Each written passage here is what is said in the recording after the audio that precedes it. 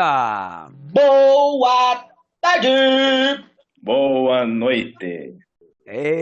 Sim, estamos mais uma vez, começamos mais um maravilhoso, lindo, magnânimo podcast, dessa vez com mais um convidado de peso, ilustre, grande William Rezende. É um cara que, primeiramente, é carioca, então eu já me sinto em paz.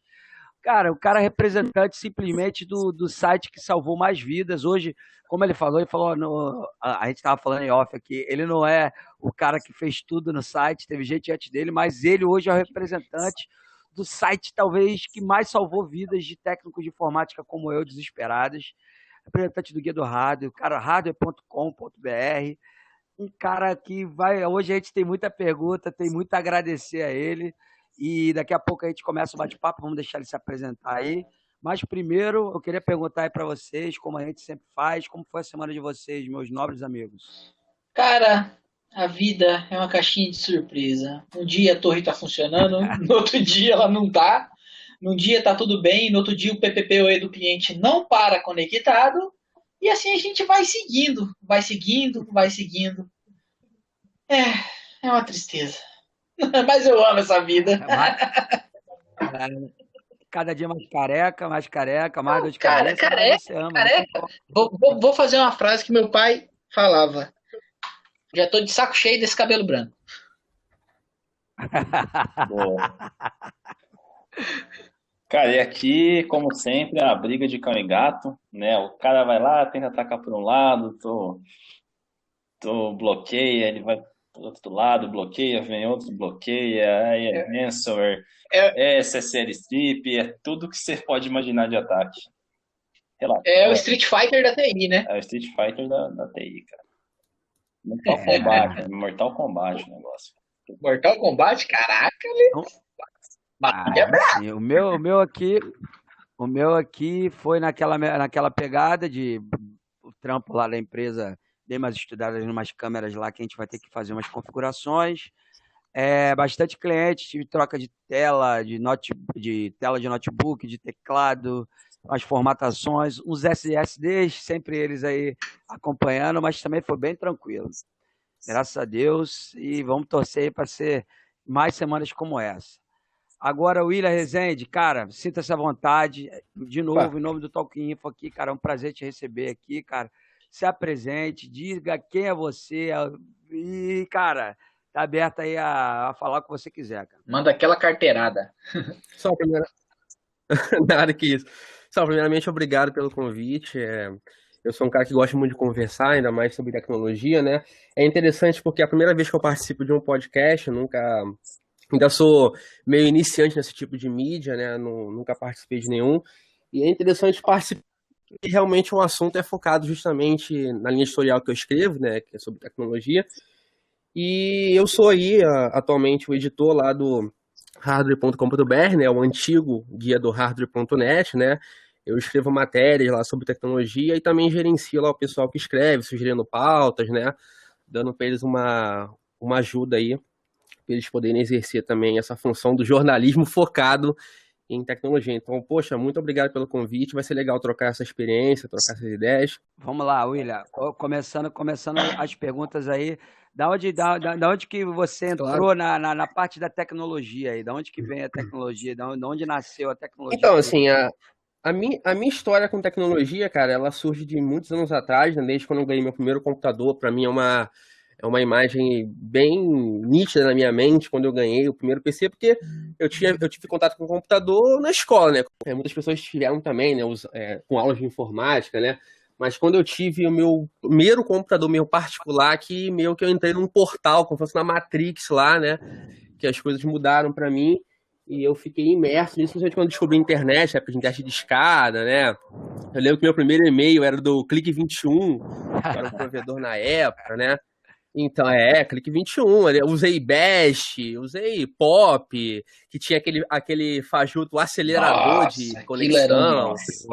E tu lembra isso, né? Um marketing do caramba, não acelerava nada, mas, né, eu utilizei isso. Você lembra da configuração? Eu tinha, cara, a configuração do meu primeiro PC, eu tinha um Sempron 2600+, processador AMD, né? eu tinha 256 de memória, ele rodava Windows XP. Coisa linda. E eu tinha uma placa de vídeo também off-board, mas eu não lembro exatamente qual era o modelo. Era da NVIDIA, né? Mas eu não lembro exatamente qual era o modelo. E eu tinha um HD de 40 GB, né? Que era a IDE na época, caraca, né? 40 GB, nossa, HD. Nossa. Aí foi... Aí, é verdade. Aí foi a partir dessa máquina que eu comecei a me interessar, porque o que aconteceu nessa época, né? Assim como qualquer desktop, né? Ele dava problemas às vezes, precisava formatar, coisa assim, e eu não sabia como fazer, né? E tinha um técnico da desconfiança que ele vinha até minha casa e fazia para mim o conserto. E sempre quando ele reparava por essa formatação, ou quando eu queria fazer algum upgrade, né? Eu quero trocar de processador, quem vai botar para mim? Vai ser esse tal técnico. Formatava, me interessava essa parte o interno da máquina, né? Como é que ele funcionava, como é que eu poderia fazer essa manutenção, tanto manutenção em termos de software, quanto também de hardware, né?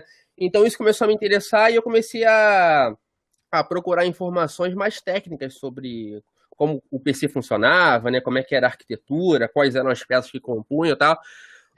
Isso foi caminhando comigo ao longo dos anos, até que eu, por um tremendo acaso, assim, eu comecei a trabalhar na área de matemática em curso, né? Eu dei 5 anos de aula em curso, inclusive na Microlins, né?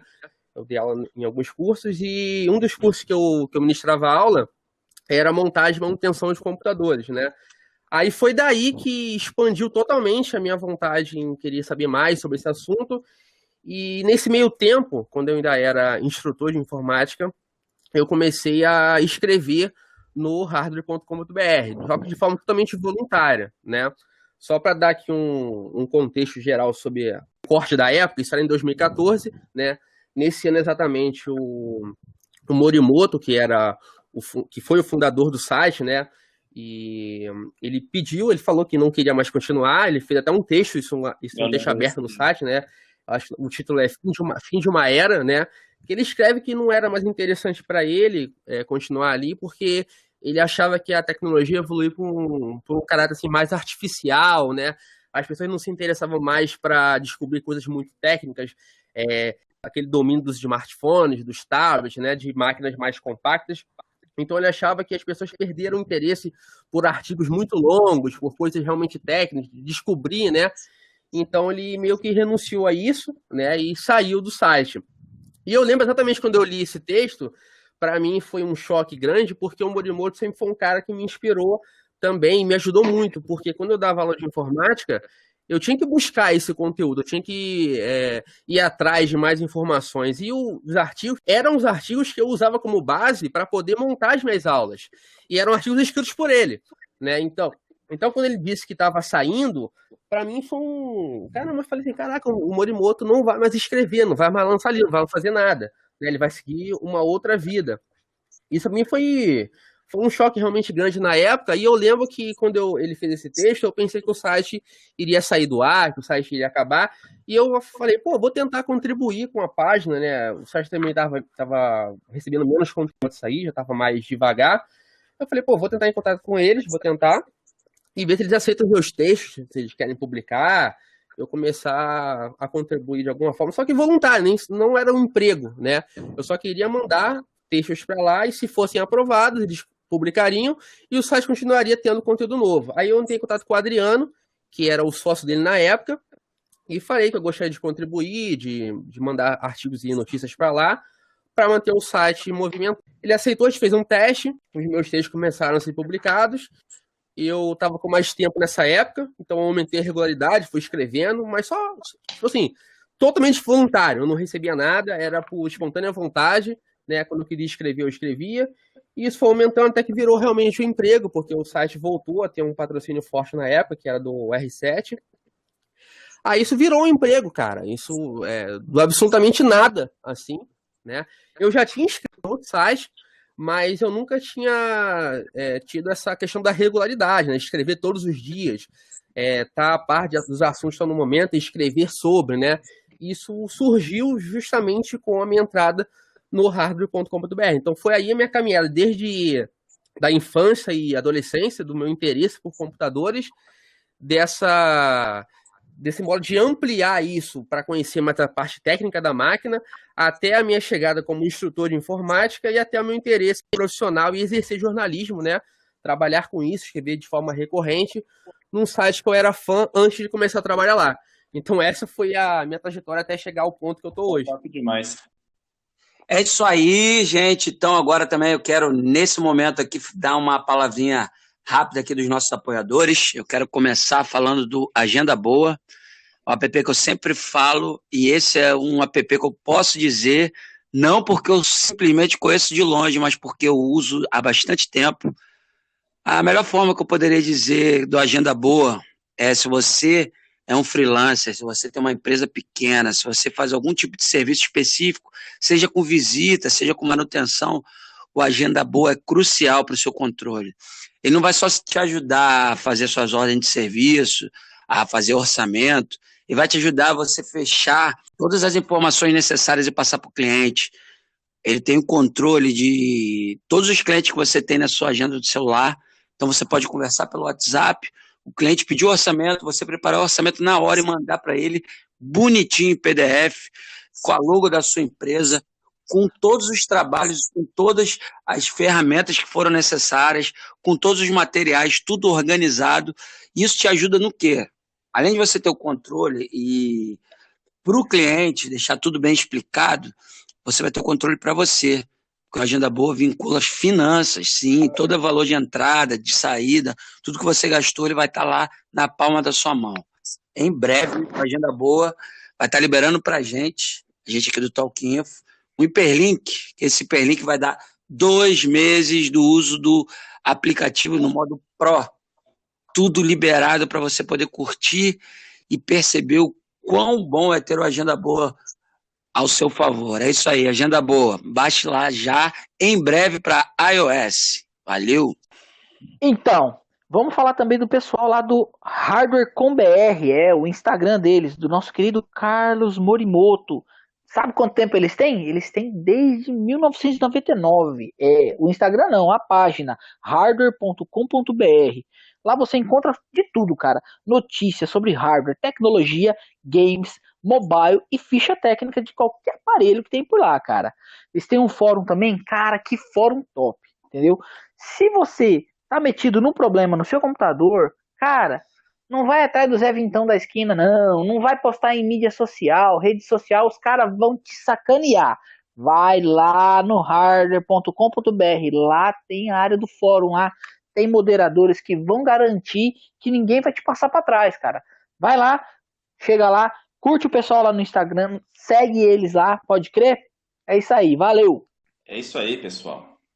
E para terminar aqui, se você ainda não está por dentro do mundo Linux e quer entrar nesse maravilhoso mundo do open source, eu indico uma das melhores escolas de open source, se não for a melhor, que existe no país, a For Linux. Lá você vai encontrar cursos de DevOps, Containers, Big Data, curso de Administração de Linux, Segurança da Informação, Python, Banco de Dados, Infraestrutura, Cloud, PHP e Marketing Digital. Então essa basicamente foi a minha história aí desde o início, quando eu ganhei meu primeiro computador, que eu comecei a ter um contato maior, né, com a máquina, até essa passagem aí para querer buscar mais a parte interna do computador, conhecer como é que funciona o hardware, né, como é que eu posso fazer uma manutenção, seja ela por software ou trocando alguma peça, e até esse meu interesse, depois que que eu já dava aula de informática, né, e ser um leitor, né, do hardware.com.br e querer contribuir com o site para não deixar que o site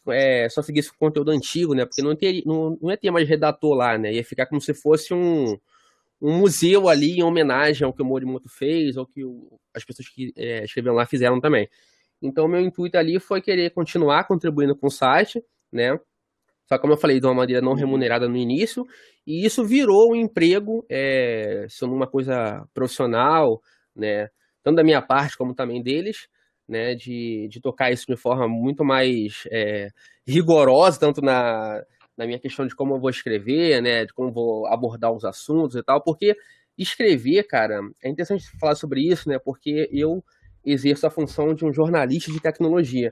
Então, qualquer jornalista, qualquer editoria, seja economia, política, tecnologia, esporte, qualquer uma delas, você como um escritor ou como produtor de conteúdo, a sua função primordial passar aquilo ali da maneira mais fácil possível para quem está te ouvindo, lendo, né?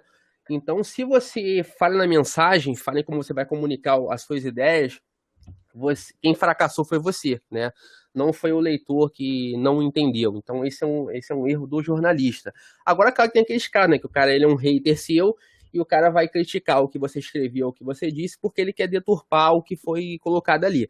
Mas quando você recebe uma crítica que a pessoa meio que, mas você quis dizer isso, então você não ficou bem compreendido. Então, o meu trabalho principal, pelo que eu vejo assim, além de, claro, caçar os assuntos, ver o que é realmente interessante, né? Ver o que pode gerar repercussão, porque a gente vive disso, vive de view, vive de clique, né? Nós somos um site, então qualquer mídia é assim, depende de uma audiência. Felizmente nós temos uma audiência consolidada durante todos esses anos que o site está no ar, né? Mas a gente está sempre em busca de melhorar, dar esses saltos a mais em termos de audiência. Então, claro que isso é muito importante, mas eu vejo que a minha função assim, básica é ser bem entendido, né? Eu gosto muito de fazer artigos opinativos, né? Artigos que eu dou uma opinião pessoal sobre algum assunto. Então, nesses artigos, principalmente, eu tento expressar a minha opinião de forma mais clara possível, né? A pessoa pode discordar do que eu falei, mas eu vou ser bem claro e bem direto no que eu quero chegar, no ponto que eu quero destrinchar do assunto. Então, acho que qualquer jornalista, a base de qualquer jornalista aí, de qualquer editoria, é você ser bem compreendido e ter argumentos que solidifiquem o que você quer passar. Legal. Caramba. Não, com certeza. Eu acho que essa parte do jornalista, principalmente de tecnologia, ela deve ser uma parte bem cansativa. Porque, sei lá, quantos artigos você estuda aí para você conseguir criar uma matéria Então, bacana, por exemplo, entendeu? eu vou dar um exemplo prático aqui, né? Eu criei uma nova série lá pro site chamada #Nostalgia. Em cada artigo eu vou abordar algum tema interessante que eu acho. O que acontece, cara? Eu tenho uma particularidade minha que eu sou muito fã da fase anos 80 da computação. Eu não peguei isso, né? Eu não mexi no IBM PC, eu não mexi no Apple II, eu não mexi no Apple Lisa, eu não mexi nada disso, mas eu tenho um interesse pela a história daquela época. Eu acho a década de 80, na computação pessoal, nossa, tem histórias interessantíssimas, né? Você pega ali os primórdios da Apple, né? No fim dos anos 70, você pega ali a rivalidade entre Apple e IBM nos anos 80, e eu já li muito sobre isso, li livros, vi documentários, então é uma história que me interessa muito. Então eu estou sempre lendo sobre esse assunto, e eu resolvi criar isso lá no site, né? É uma série nova que eu estou fazendo de artigos, que eu vou abordar em cada um deles algum tema, assim, que é ao mesmo tempo nostálgico e ao mesmo tempo muito importante na história da computação e da tecnologia em geral. Aí o primeiro artigo que eu lancei, que é por enquanto só tem esse, né, dessa série, foi sobre aquele comercial da Apple, que ela que ela alfineta a IBM meio indiretamente, né? Que é aquele comercial clássico, isso, o 1984, né? Que a gente faz naquele livro do George Orwell, do mesmo nome, né? E é um comercial. Eu acho que o comercial ele acabou sobressaindo em relação ao produto, né? Você pega, por exemplo, o Macintosh, ele vendeu bem menos do que a Apple planejava, mas o comercial ele se tornou icônico. As pessoas debatem o comercial até hoje. Então foi uma peça publicitária que ela acabou ficando acima do produto, né? Então esse comercial ele ficou tão famoso que ele é estudado sim. Com certeza, com certeza. Né? E para escrever essa matéria sobre o comercial, né, que eu quis trazer ali detalhes sobre como foi feito, por que foi feito, né, qual era a ideia do Steve Jobs na época, né, qual era a ideia da agência de publicidade lá que bancou esse comercial, que teve o conceito sobre o comercial, o diretor, etc. Então, para tu montar um artigo assim, que é um artigo de uma época que eu não vivi presencialmente, eu não peguei qual foi o hype dos anos 80, eu não vi isso comercial na televisão, eu não acompanhei isso, né? Então, você escrever um artigo desse, você tem que ler muita coisa. Você lê artigos da época, de jornal da época, você vê documentário, você lê livro. Eu tenho muito livro aqui sobre tecnologia, né? Por exemplo, a biografia do Steve Jobs, um exemplo, né? Então, para você montar um artigo assim, é demorado, porque você tem que primeiro caçar informação, que é elencar o que você vai incluir ou retirar do artigo. E o segundo ponto é a montagem, né? É como se fosse, por exemplo, um filme. Você vai filmar lá, sei lá, 100 horas de takes. Mas quando você for montar o teu filme, ele tem que ter 2 horas de duração.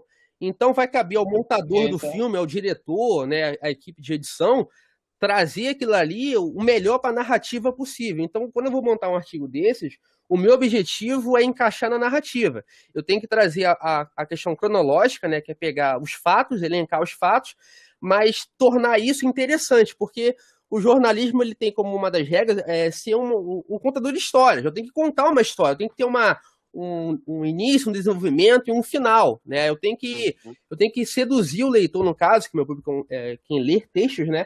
Eu tenho que seduzir o leitor a continuar naquilo ali, naquela página, não sair e ficar envolvido com o assunto até o final. Então, estou sempre tentando melhorar nessa questão. Então, esse ponto é muito difícil, que é você acertar a montagem do seu assunto.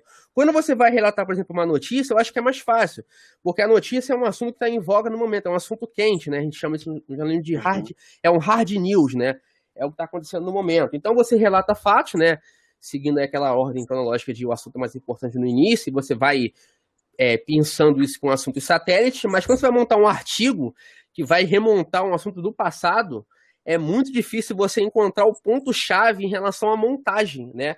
Que é tornar aquilo interessante para quem está lendo ou vendo, se for um caso, um vídeo, né? certo, certo. Caramba. Eu acredito que basicamente você, em textos, tá batalhando aí com o que é criado em plataformas de vídeo, Sim, como o YouTube, deve sim, ser sim. uma batalha Sim, hercúlea, né? porque eu acho assim, tem espaço para qualquer mídia. Tu vê, por exemplo, o podcast agora, né? Certeza. É uma mídia que está crescendo muito o interesse das pessoas, né? Eu acho que, por exemplo, o Flow Podcast está no YouTube, né? Eles acabaram puxando aí um movimento que agora tu tem diversos podcasts que estão sendo criados, né, com base, não imitando o Flow, mas assim, falando, cara, isso dá certo, isso eu posso fazer também, e eu posso ter um negócio sobre podcast, eu posso ter uma empresa sobre podcast, eu posso criar o meu podcast, né? Então, acho que o Flow, ele tem essa importância grande, e como os vídeos também têm, né, o conteúdo em vídeo, não no formato podcast, mas em outros formatos de vídeo, né, outros quadros, outros programas, competir com essas mídias que são as tão hype assim da internet é complicado, né? A gente ainda tem uma boa audiência que lê nossos textos, né? Nossa audiência, basicamente, hoje em dia, 90 e poucos por cento aí, ela se concentra em texto. A gente tem canal no YouTube, mas é um canal ainda novo, né? A gente não investe tanto no YouTube ainda. A gente cria mais que são vídeos patrocinados, né? Que quando a gente faz uma campanha, quando a gente está fazendo uma campanha com a Godere, que é uma empresa de hospedagem, né? A gente cria vídeos especiais para a Godere, com assuntos sobre a Godere. Então, nossos vídeos se concentram hoje em ter mais essa questão comercial. Então, a nossa base, né, do que movimenta o site, são os textos. Então, nós temos essa missão de encontrar o que é um assunto relevante, né, para o leitor, o que pode trazer mais audiência para o site. Então, essa filtragem, encontrar esse ponto, né, entre você saber abordar o que você vai falar e, ao mesmo tempo, ser um assunto interessante para quem vai ler, é uma balança que é difícil você encontrar. Isso só te dá realmente a experiência de você escrever ao longo dos anos, produzir conteúdo ao longo dos anos. Por isso que quem está ouvindo agora se interessar em entrar nessa área de criação de conteúdo, eu acho que a dica principal é você não desistir de cara, porque você não vai ter um resultado imediato no que você faz, né? Às vezes você vai falar para poucas pessoas, você vai ter poucos leitores, né? Mas é a regularidade que vai te dar essa melhor noção de escrita, a melhor noção de síntese, a melhor noção de como você vai falar num vídeo. Então, eu acho que você persistir, ter a resiliência é o fundamental para você criar conteúdo para a internet, né? Eu devo muito ao Guia do Hardware. Eu comecei a ler o Guia do Hardware em 2007, né? Poxa, sim, Ainda muito é tempo, né? Morimoto. Sim, sim. Não, a do Morimoto é um layout totalmente diferente. Sim, Era cara de era estilo aqueles HTML4, blogs dos anos 2000, né? Lembra aqueles blogs antigos? Era tipo assim, né? Sim, parecia pequenininho no meio da tela do sim, PC, né? sim. Cara, e eu entrei no fórum, mas eu nunca mexi. E alguns anos depois eu comecei a entrar nesse fórum de novo, quando fui fazer o técnico. Uhum, E, cara, quem me deu o nome de CR foi o fórum. Eu fiz uhum, muitos amigos. Eu posso citar vários nomes do fórum aqui, cara, que eu não esqueço nunca. Rômulo, PH, uhum, Edutango, uhum. o... Ai, caramba, me chamava... Acho que era ou Brain Game, alguma coisa assim. Cara, vários caras, ou o Doutor Computador. Caras assim que você olhava lá, os caras têm tipo 25, 30 mil mensagens. Você fala, Sim, caramba. sim, sim. E o fórum sempre deu pra gente um status, né? Tipo, fala, ó, você é nível tal. Hoje eu É, sou é. general de pijama. O fórum realmente ele é muito legal e ele sempre foi e ainda é, né, uma parte muito importante da nossa audiência, da nossa relevância, da nossa credibilidade, porque o fórum, cara, é interessante porque o fórum ele tem uma relação até muito particular. Eu falei aqui anteriormente, né, que eu gosto muito dessa fase anos 80 da computação. E se você pegar o início da era da computação pessoal, com o primeiro computador da IBM, da Apple, né, era uma coisa totalmente artesanal e que foi meio que criada pelo Steve Wozniak, né, que era o sócio do Steve Jobs, né, e ele era um cara que era aquele hacker na concepção clássica da palavra, né, o cara que ele era fanático por elétrica, por eletrônica, e o cara, ele queria montar um sistema próprio, aí quando a Intel criou o conceito de microprocessadores, o cara embarcou aquilo ali, então era uma coisa muito, assim, meio que caseira, né, era uma coisa de compartilhar ideias, eles iam em clubes de computação, iam trocar, pô, eu criei isso aqui, o que você criou? Então eles trocavam ideias, compartilhavam experiências, e o fórum tem isso que as pessoas compartilham experiência, né? Você hoje é o iniciante, mas daqui a um ano você é o cara que repassa o seu conhecimento com outra pessoa que é o iniciante da vez. Então, essa questão da troca de informação e do compartilhamento dos fóruns, né? Que também hoje em dia tem muito nos grupos de Facebook, trocam informações, trocam experiências. Eu acho isso esse DNA do fórum é uma coisa que eu sempre gostei e continuo gostando porque eu acho que isso movimenta muito a colaboração entre as pessoas que gostam de tecnologia. Eu gosto de qualquer assunto, né? Eu lembro, por exemplo, fechou recentemente aquele fórum que era focado em áudio e vídeo, né? Que é o HT Fórum? Acho que é HT Fórum, que ele foca em quem quer buscar, por exemplo, home theater, caixa de som, qual caixa eu compro, qual som de bar eu compro e tal. Então ele era um fórum referência nessa área, né? E ele acabou fechando no ano passado, né? Acho que o dono resolveu fechá-lo, né? E aí eu acompanhei no Facebook as pessoas meio que, poxa, sentindo falta, né? Pô, o fórum fechou, ali era um lugar que a gente trocava informações, trocava experiências. Então acho que o fórum tem esse poder de unir, né? Pessoas com interesses em comum, né? Você falando, William, caraca, você falou o negócio, voltando aí um pouco do assunto aí de escrever, cara, eu tenho o meu Instagram, que é da minha empresa, que é Easy Tech Soluções, né? Eu quis criar essa parada de criar artigos, entendeu? Tanto eu jogo pro Instagram, quanto a mesma coisa que eu mando lá, eu mando no blog. Por que o blog? O blog é uma coisa que eu criei para eu me ter essa responsabilidade de sempre escrever. Sim. Falei, vou criar o blog, porque para escrever, eu tenho que estudar e ia me ajudar a aprender mais. Sim. Mas, cara, é muito difícil. É difícil, não é fácil, não. Tem dia, cara, chega um momento, por exemplo, o momento que eu tô agora, eu tenho que ficar acompanhando as notícias novas, tipo assim, para ver uma coisa que é interessante, ou tem que atualizar alguma coisa que eu faço.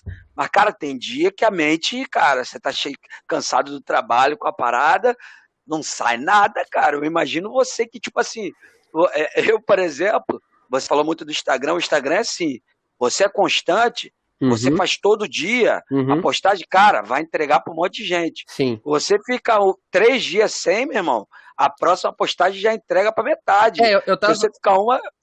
Sim, pode falar. Eu tava vendo, não sei se vocês acompanham futebol, se vocês gostam de futebol, não sei, né? Pra caraca, então, eu pra caraca. Eu tava assistindo quase agora, um pouco antes de entrar aqui com vocês, né? Eu tava olhando no canal do All Sport no YouTube, né? Uma entrevista do Mauro César Pereira, jornalista esportivo, né?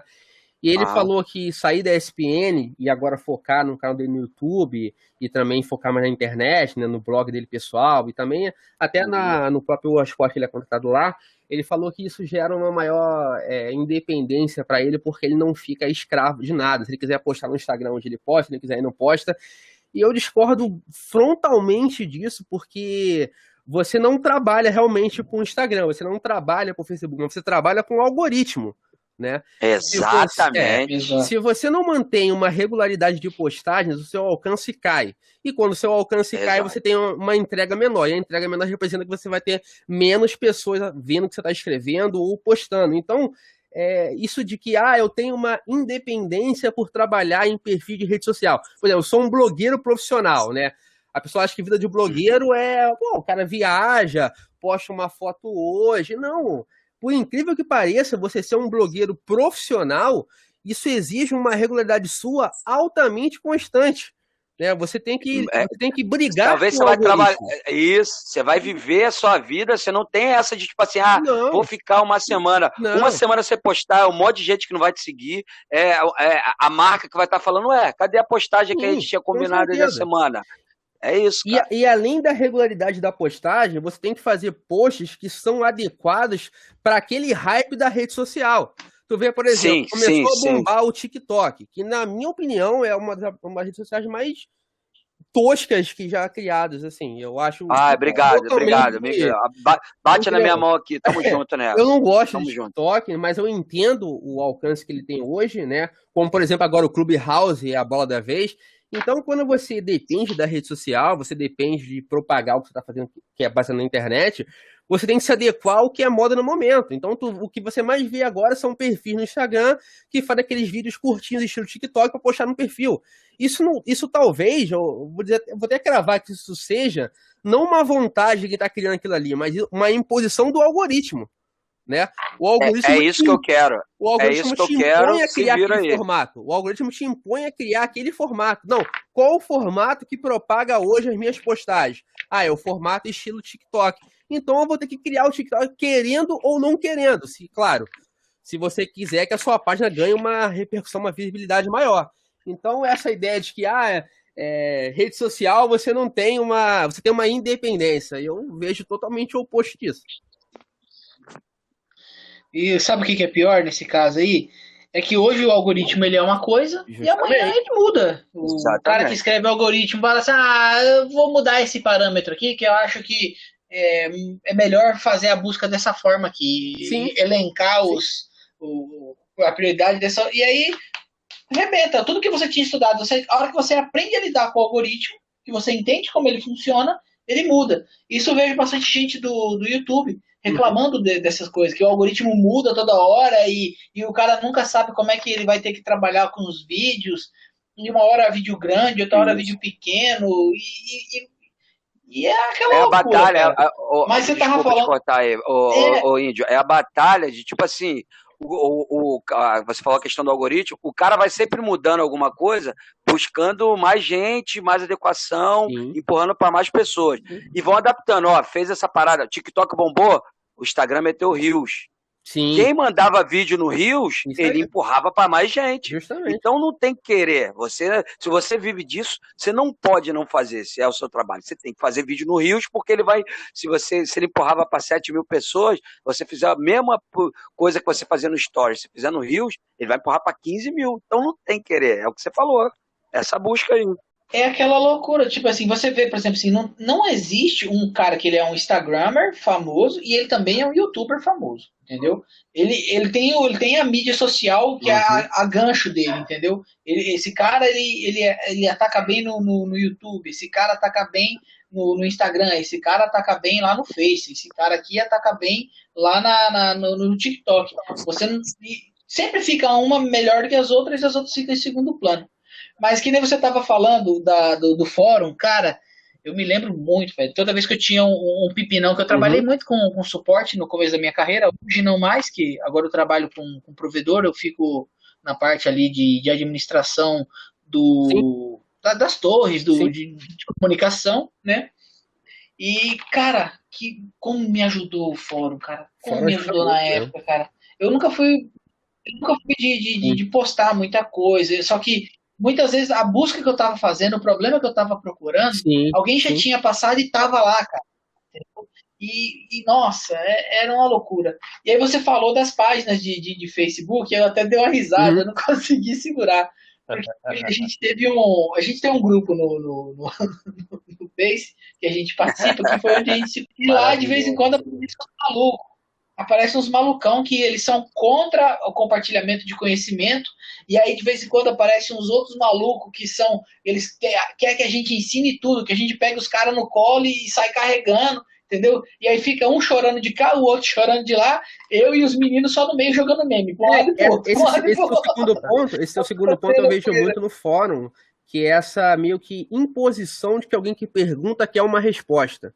Né? Eu acho engraçado esse tipo de imposição. A pessoa bota uma dúvida lá e ela acha que tem que ser respondida de uma forma assim, a maneira como ele acha que tem que ser respondida. Às vezes, numa ultra velocidade ou num contexto totalmente esmiuçado. E não, cara, o fórum é justamente um somatório de respostas, né? Você abre um tópico, né? Você joga uma pergunta lá. Alguém te responde com uma linha, com um parágrafo. Ó, a resposta é essa. Aí vai vir um outro usuário que vai fazer como se fosse um mini artigo naquele tópico ali.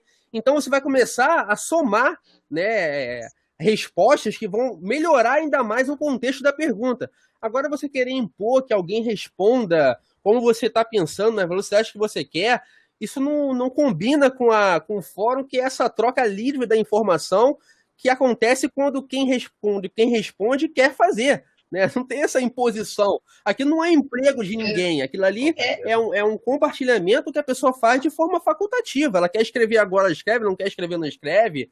Quer responder, responde, não quer responder, não responde. Exato. Então essa imposição que eu vejo em muitos fóruns, né? Eu acho muito engraçado e meio bizarro isso também, né? Eu tô me referindo à questão também das páginas do Facebook, porque quando você cai num fórum, entendeu? Geralmente o cara ele já é mais estudado. Exato, eu ia falar isso agora. Mas isso aí vem de uma série de problemas. Esse problema com temperatura eu até às vezes entendo, entendeu? Um pouco. A molecada ficar meio desesperada. Isso vem da época dos HP DV Pavilion. Na época a troca da pasta da solda, quando ela parou de usar chumbo e começou a usar prata, né? Teve uma série de DV, acho que foi a DV 6000, que saiu com a solda muito porca e o sistema aquecia demais e dava trinca, dava problema de BGA. Foi uma série horrível.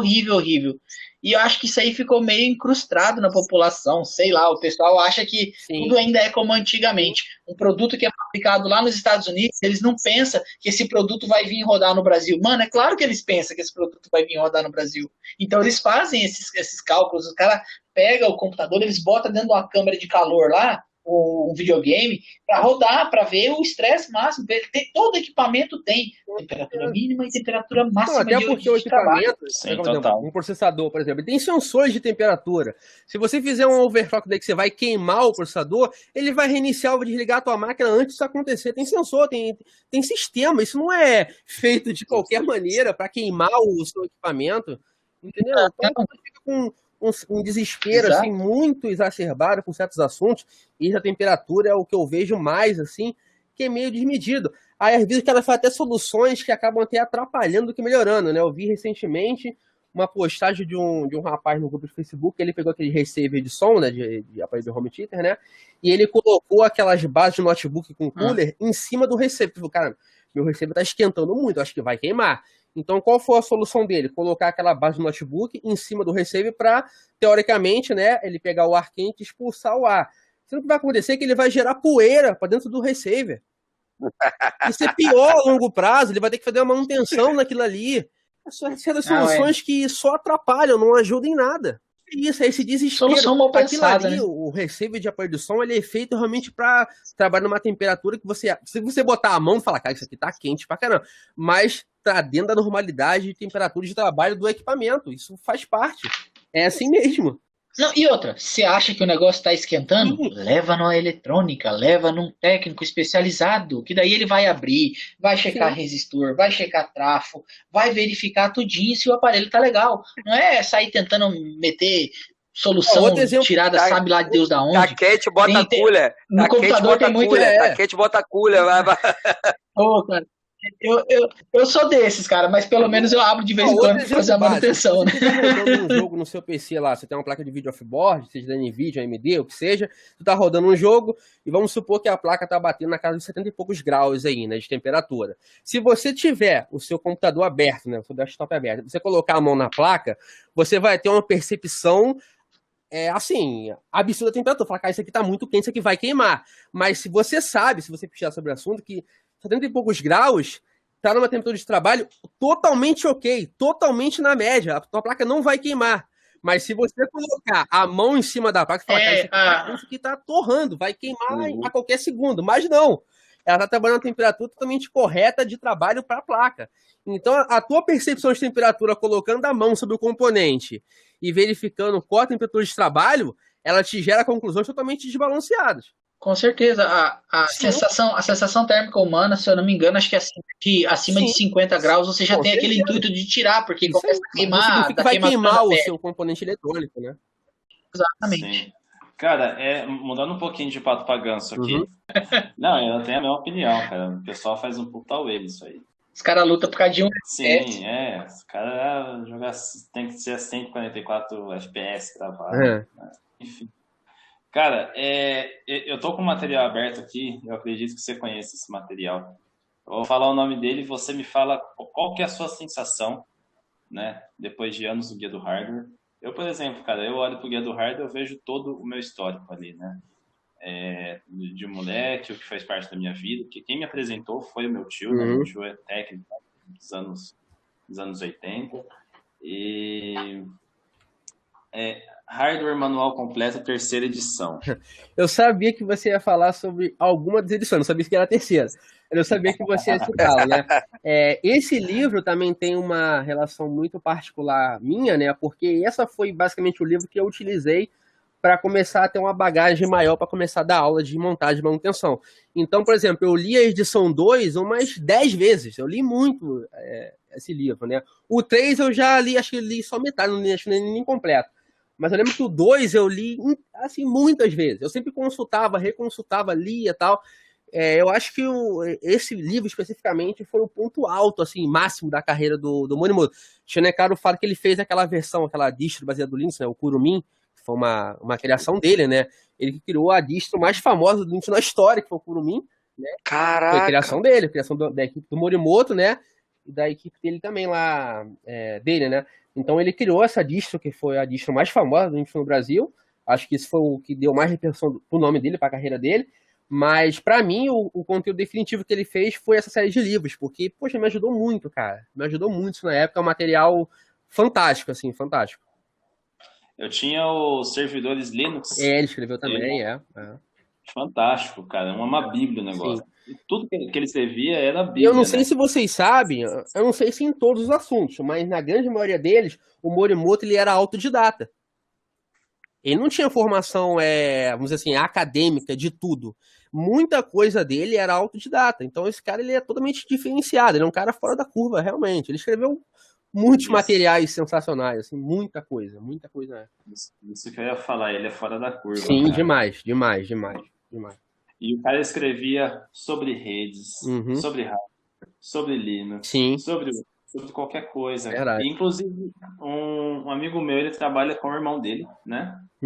E parece que ele faz consultoria ainda, ele atua.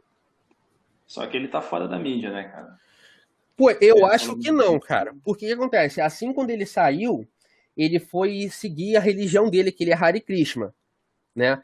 E um dos fundamentos do Hare Krishna é que você abdica, né, dos seus bens materiais. Eu acho que é isso. Eu não entendo muito, né? Mas eu acho que é isso. Você tem que abdicar de bens materiais para seguir, né, a filosofia da religião. Então, quando ele saiu do hardware.com.br, ele foi seguir a religião dele.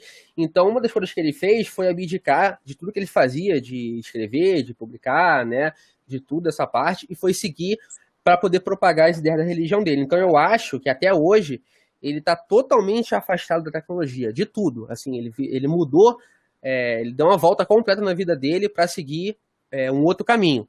Então, eu acho que ele não faz mais nada assim, em relação à tecnologia. Até onde eu saiba. Eu nunca tive contato com ele, né? Quando eu entrei no site, ele já tinha saído, né? Eu sempre falei com o rapaz que era o sócio dele, mas com ele não. Mas, se eu não me engano, ele está totalmente fora, né? Totalmente alheio desse mercado hoje de tecnologia. Não sei, mas eu acho que sim. Interessante. Cara, deixa eu te fazer uma outra pergunta. No começo você falou, eu lembro quando o site foi para o reset, né? Sim. Eu lembro que ficou muito tempo parado com as mesmas, tipo, postagem de 2011, tu tava em 2012, acho umas coisas ali. Cara, como é que foi o movimento do site essa época? Chegou assim num ponto de vocês pensarem, o pessoal pensar, não, vamos fechar? Porque eu lembro que essa época aí, cara, O Adrenaline Forum, cara, nossa, tava estourando, que era a época Sim, que o hardware tava mais barato. sim, sim, Todo mundo atrás de 550 Ti, 580, sim, sim. 64 nessa época. Então, É, o que a que gente aconteceu? sentiu. Quando entrou o R7, o site começou a ter novamente um bom caixa para poder a gente pagar pelo menos uma pessoa para escrever lá, que no caso acabou sendo eu que fiquei como um escritor fixo lá. Então, quando o R7 entrou, a ideia inicial era que a gente começasse a ter novos conteúdos, até porque o que a gente publicava, ele era replicado no site do R7 numa área que tinha lá de ciência e tecnologia. Então, por exemplo, publicava uma notícia nova. Essa notícia ela ia parar lá no feed do site do R7. Então, um dos esquemas da parceria era esse, era continuar tendo conteúdo novo para poder também ser replicado lá pro R7. Mas eu lembro que assim quando o Morimoto publicou o texto de despedida, falou que não ia mais publicar nada, eu me recordo que o Adriano, que era o sócio dele na época, ele falou que o site ele continuaria ativo por tempo indeterminado em relação a estar no ar, né, não ia sair do ar, até como uma base de consulta para quem quisesse ler os artigos antigos, mas que não teria inicialmente conteúdo novo. Se tivesse alguém que se habilitasse lá como de forma voluntária, que foi o meu caso que eu fiz na época, né, a contribuir com o site, com novos artigos, novas notícias e etc., a pessoa poderia entrar em contato com ele e ele faria esse meio de campo aí e tentar meio que encaixar pessoas novas para escrever lá. Então, o site, pelo que eu sei, nunca passou essa perspectiva de sair do ar, mas não tinha mais esse norte em relação à criação de novos conteúdos, entendeu? Isso meio que foi ganhando força de novo ao longo de 2014 em diante, entendeu? Ah, interessante. Na época, a gente chegou a sentir bastante, porque estava saindo bastante coisa na época e não tinha atualização. Uhum. Eu via que você mandava algumas coisas às vezes. Sim. Aí tinha uns artigos também, Uhum. mas a gente sentiu bastante falta. Aí teve um dia eu fui entrar no site, eu fiquei um tempo, até eu cheguei a ficar um tempo sem entrar no site. Uhum. Quando eu fui entrar, tava um layout totalmente diferente. Tava lá, site Sim. bem novo, personalizadão. Falei, agora vai de novo, cara. Sim. E, cara, a gente tá realmente muito feliz. Quem viu esse site em 2007 tá vendo hoje. Igual eu falei, eu era um moleque quando eu entrei, que eu pesquisava se o Mi 3 ia funcionar com uma 550. Uhum. E, cara, hoje, graças a Deus, eu sou analista de segurança. Então, eu posso chegar no fórum aqui e qualquer dúvida não, mas muitas das dúvidas Sim. Sim. consigo responder. E isso aqui me formou demais. Me formou muito mesmo, cara. Eu sou muito grato a toda a equipe, a todo o trabalho, a tudo que vem sido feito. Tu pega, por exemplo, se você pegar aí o Clube do Hardware, o hardware.com.br, o Fórum P6, antigo Fórum P6, são sites, Lembra também. são sites que contribuíram assim diretamente na formação de muita gente. Seja pelo conteúdo produzido pela equipe desses sites, ou seja pelo conteúdo postado por pessoas que eram também anônimas no fórum. Então, esses sites eles foram fundamentais assim, para a formação de muita gente. Não só na questão de transferir o conhecimento, mas na questão de criar na pessoa essa vontade de querer estar na área, né? De querer também ser alguém do campo de tecnologia, né? De querer abordar montagem de manutenção, segurança de rede, estrutura, etc. Então, acho que esses sites eles são pilares na internet brasileira, até porque são sites antigos, né? Tu vê, por exemplo, se eu não me engano, o Clube do Hardware de 96, o Hardware.com.br de 99, o Fórum PC eu não lembro, mas também é década de 90. São tudo sites antigos, né? O Fórum PC acabou fechando, infelizmente, fechou tem alguns anos já, né? Mas são sites, assim, fundamentais na formação de muita gente, muita. Na minha, principalmente na de vocês também, de muitas pessoas, né? E isso é muito legal, porque até hoje os sites estão no ar, né? Tirando o Fórum PCs, conteúdos são feitos, continuam sendo feitos, claro, com uma abordagem diferente, né? A internet mudou muito, as coisas mudaram, as pessoas mudaram, os interesses mudaram, né? Muita coisa mudou. Mas a essência de transferir conhecimento, de querer explicar, né, conceitos novos, isso aí se mantém e acho isso muito bom, muito interessante. Era um tempo muito diferente, porque hoje eu acho que a galera que está vendo você tem uma dúvida, cara, você vai botar no YouTube e vai aparecer 1 milhão. Sim. Um monte. Sim. Antigamente, eu lembro, nossa, como eu lembro disso, o Gui falou agora, veio nostalgia forte. Tu ia no fórum, tinha um problema, tu botava no fórum lá e tu tinha que esperar alguém um momento específico que ia botar. Aí você ia lá, atualizava, olhava, putz, não responderam ainda. Fazia seus trampos, ia lá, não, aí putz, apareceu, alguém respondeu, tu olhava, fulano falou, cara, nunca peguei isso não. Tu, putz, grela, caracos, vamos lá, vamos esperar mais. Aí via aparecer alguém, ó, cara, eu fiz isso. E é muito interessante que foi o que você disse.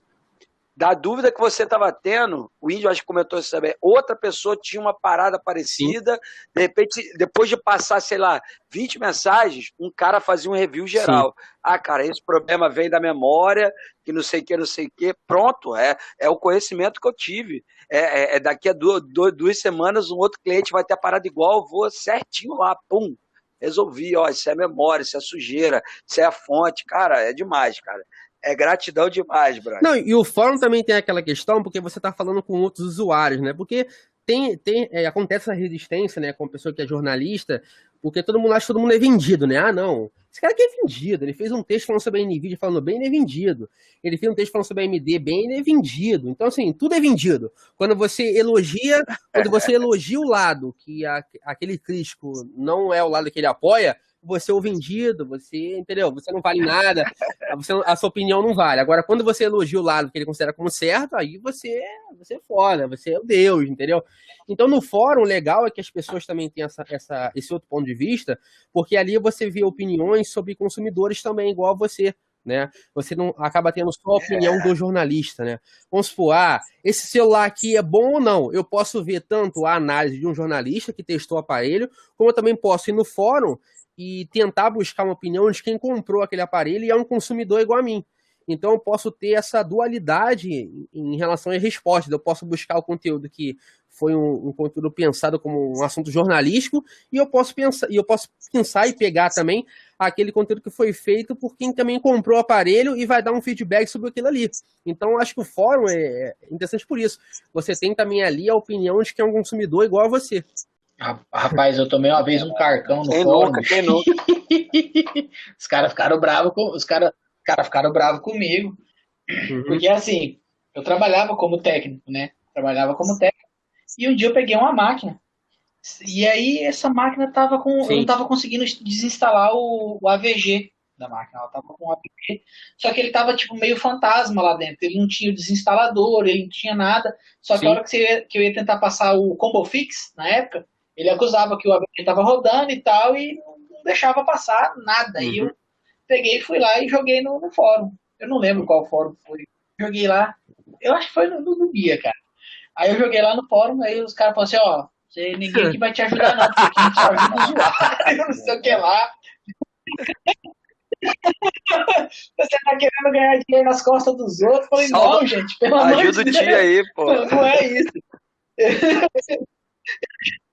De tudo aqui, eu só quero uma luz, não, eu não quero que vocês respondam o problema. Aí eu fiz um post, a outro post, tipo assim, eu já tinha colocado mais ou menos o que eu tinha testado, né? E aí na outra eu coloquei mais agradado. Falei, eu fiz isso aqui, me dá uma luz, pelo amor de Deus, o que eu posso fazer? Aí um cara lá deu umas dicasinhas lá e o outro deu a outra dica. Aí na dica do segundo funcionou. Reiniciei o computador em modo de segurança, rodei um removedor que tinha lá do antivírus lá, ele saiu fora e aí eu consegui resolver o problema. Mas foi um cartão que os caras me deu, ficam mais ríspidas, assim, né? Tem umas respostas meio atravessadas, assim, já umas discussões. Isso aí, às vezes eu vejo nos fóruns acontecendo até hoje. Isso acontece muito ainda, né? É normal. Isso é normal, cara, isso é normal. Isso aí não é que nem eu falei, no que acontece, isso acontece muito lá no grupo do suporte lá do Facebook. Só que, tipo assim, é aquele negócio, cara. Você tá na internet, a pessoa tem que estar preparada pro cara que vai vir conversar com ele de forma cordial, com o cara que vai pegar e vai mandar ele lá pra casa daquele lugar mesmo e o cara tem que estar preparado. É um ambiente senão ele não que, devia estar na infelizmente, internet. tem essa parte aí que os caras pegam realmente pesado, né? Às vezes erram a mão totalmente aí como responde. É uma das características básicas da internet, né? Eu tenho pra mim, cara, eu tenho pra mim, assim, que o cara comprar um computador, ele tinha que ter habilitação. Ele tinha que chegar e falar, eu tenho habilitação, eu posso comprar um computador. Daí ele ia mostrar que ele sabe o básico ali. E para ele contratar um serviço de internet, ele ia ter que ter outra habilitação, entendeu? Eu sempre falo isso pro pessoal, todo mundo acha engraçado, mas eu tenho para mim que deveria ser algo do tipo, porque a internet, ela tá aí para todo mundo, mas de verdade, ela não é para todo mundo. Não é de uma forma, tipo assim, não é todo mundo que aguenta a ela internet. É para todo porque mundo a no sentido de internet ser ela não democrático, né? tem Qualquer um filtro. pode acessar, mas não é para todo mundo em relação que nem todos aceitam Isso. como é o rito da internet, né? Muitos comportamentos estranhos, né? Muitas coisas realmente contestáveis e tal. Exato, porque na internet você, tipo, você não tem aquela. Quando você tá conversando frente a frente com o cara, se eu falar alguma coisa pro cara, o cara me dá uma pedrada, o cara me dá um soco. Agora na internet não, na internet o cara solta tudo que o cara tem. O cara pega, fala mesmo e. O cara não tá aqui, ele vai fazer o quê? Tem uma Vai me frase mandar um e-mail clássica de um reclamando? autor, né? Já até faleceu, que é o Humberto Eco, que ele é conhecido por escrever aquele livro dos tempos líquidos, né? Que tudo é transitório demais, assim, como era no passado. E uma vez ele falou que as redes sociais, a internet, ela dá voz a uma legião de imbecis, né? E isso acontece realmente. A gente vê que a internet ela acaba dando voz para muita gente imbecil, né? Muita gente imbecil mesmo. E tem muita gente ganhando muito dinheiro hoje com imbecilidade. Eu não vou citar nomes aqui, né? Não, muita gente. Mas, cara, muita gente. Você abre o YouTube, hoje é uma mania do cara alugar a casa, pagar 50 mil de aluguel, colocar um monte de gente ali que você sabe que não tem nada a agregar, né? A pessoa tá ali, assim, tá ganhando alguma coisinha, é bom pra pessoa, cara, mas o cara faz isso pra público, sabe? Pra molecada que tá com 13, 14 anos e achando que isso é o suprassumo da vida. Mas sabe que tem um ponto que eu sempre debato isso com amigos meus, que eles falam que esse tipo de conteúdo é ruim, igual aquele conteúdo assim, o cara que pula numa banheira de Nutella, aquelas coisas totalmente descartáveis, né? Eu sempre defendo o ponto que o errado não é o cara que cria isso, o errado é a audiência, o errado é quem dá... O errado é que tem 500 mil views, pô, 1 milhão. Justamente, entendeu? Tu vê, por exemplo, se a gente for levar a discussão pro campo da música aí, né? Se você pegar, por exemplo, um MC, né, de funk é um estilo que eu não curto, mas eu respeito quem curte, quem escute, né? Tu pega, por exemplo, um MC da vida de sucesso que tem repercussão, ele vai ganhar um cachê muito maior que um cantor que você considera melhor. E você acha aquilo ali um absurdo, né? Cara, como é que pode esse cara desprovido de talento, ou desprovido de um bom gosto musical, ganhar um puta de um cachê para fazer um show com músicas ruins? Só que você tem que levar em consideração que ele tem um público. Se ele tem público, infelizmente, isso que vai mandar no cara, isso que ele vai fazer ser contratado. Então, quem compra. Se o cara consegue encher uma casa de show, se o cara tem um público fiel que vai acompanhar ele vai ganhar dinheiro mesmo, a pessoa querendo ou não querendo, você curtindo aquele estilo ou não. Né? O que manda é o público, o que manda é a audiência, o que manda é quem consome o que você está produzindo, né? Então na internet é assim, o cara faz vídeos que você vai, esse vídeo aqui é ridículo. Como é que esse vídeo pode ter mais view que um vídeo realmente de uma coisa que ajude alguém, que tire uma dúvida, ou que seja um conteúdo realmente elaborado, bem feito, né? Quem vai mandar nisso é a audiência. Onde tem mais audiência, vai ter mais investimento, vai ter mais dinheiro. É assim que funciona. Isso tudo seria resolvido com a habilitação para a internet. Cara, eu vejo, vou dizer eu aqui que tenho 3 filhos aqui, cara. Eu vejo alguns canais que meus filhos ficam vidrados, às vezes aqui, 1 hora e meia. Cara, tem canal aqui, vocês ficam falando isso, tem canal aqui que se eu fosse mais inteligente, eu fazia 5 anos atrás e tava bem hoje. Tem canal aqui que o cara faz isso. Ele tem um filho pequeno, sei lá, de 4 anos, 3, 4 anos, e ele filma ele fazendo as brincadeiras com o filho dele. Hoje a gente vai montar um carrinho. Beleza. E, cara, tá cheio de views, gente. Sim. Ele não tem edição nenhuma, não tem conteúdo, é conteúdo aleatório, vai jogar videogame, vai fazer o negócio e tá lá a galera vendo, cara. Não sei, foi ano passado, cara, ou ano retrasado, que eu vi o youtuber mais novo que existe, né, que tinha na época, né? Era um molequinho, entendeu? E tipo assim, o pai dele pegava, comprava 2 brinquedos e colocava na frente do moleque. Aí o moleque pegava caixa e abria o brinquedo e brincava com o brinquedo. E, cara, isso aí que aconteceu? O pessoal começou, as lógico, empresas essa que é a fabricantes de brinquedo parada. começou a mandar Mas se brinquedo você pro tem moleque. As vendas, o brinquedo que o moleque escolhia, as vendas aumentavam lá na casa do chapéu, menino. O William, E, tipo assim, as o William coisas- falou, se o cara, o William falou aí, eu Porque- concordo. Se esse garotinho tivesse 200 pessoas vendo, a loja não ia mandar. Mas quando você tem 50 mil, filho, eu mando, pô. Eu ia citar justamente esse exemplo que você citou desse garotinho. Eu sei quem é ele, é o Ryan.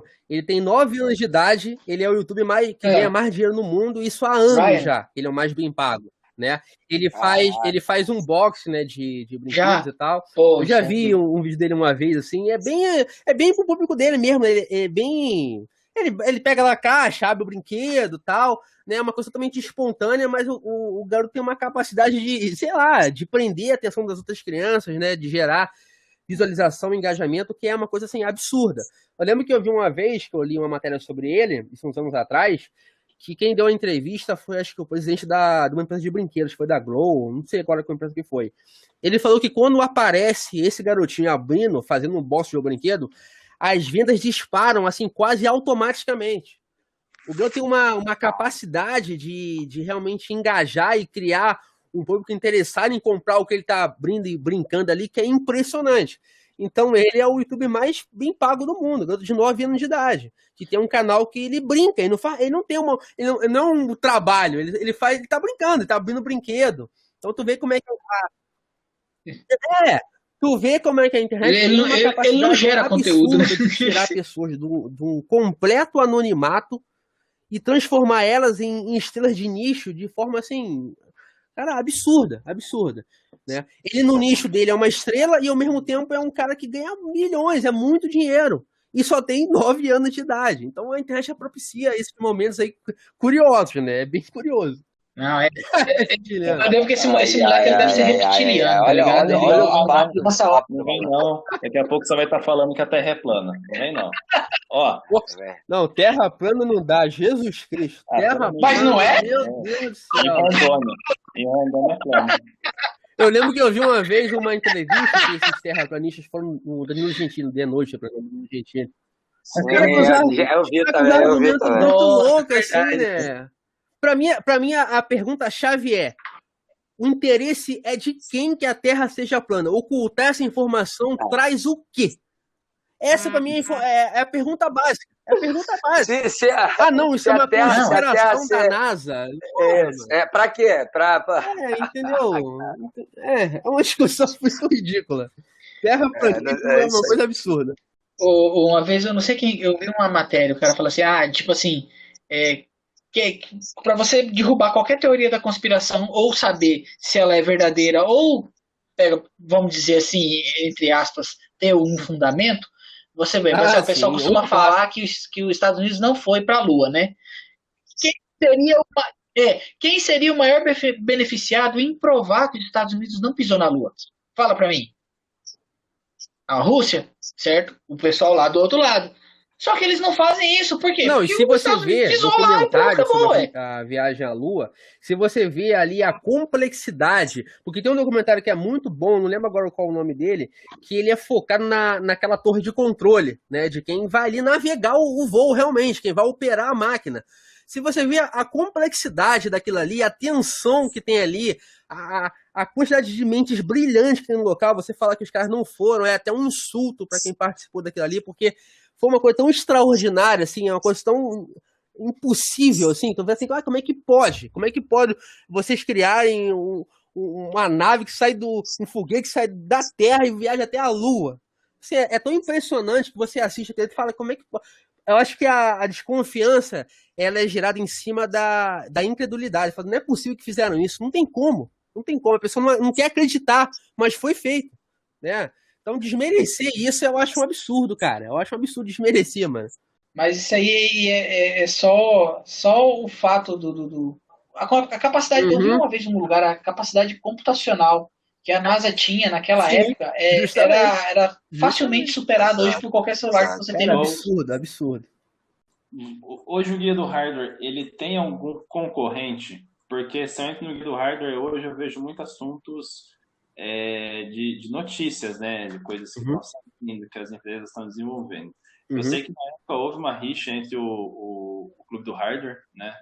Não sei se é por conta de fórum. Eu sempre, na verdade, achei o Clube do Hardware o fórum meio desorganizado, porque muitas vezes eu postei lá e não achava a minha mensagem, nunca achei as mensagens minhas, pra falar a verdade.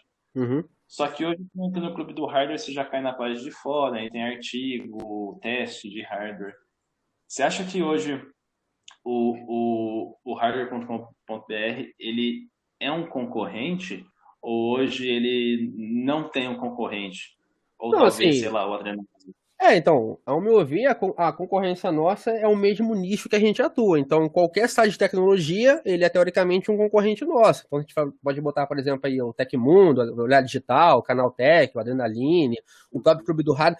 Então, assim, são sites que são do mesmo nicho que o nosso, então são concorrentes sim, né? Agora, especificamente sobre o Clube do Hardware, né? Eu acho que ele é o concorrente, assim, histórico do hardware.com.br, né?